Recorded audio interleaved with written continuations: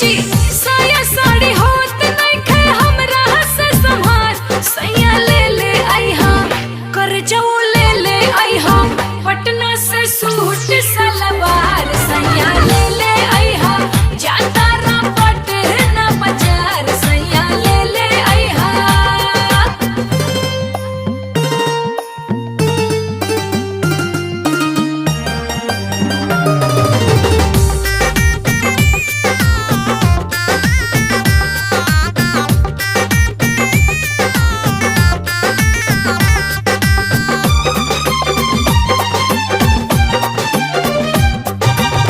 किनके ओठ लाली ले आई हो हाजीपुर से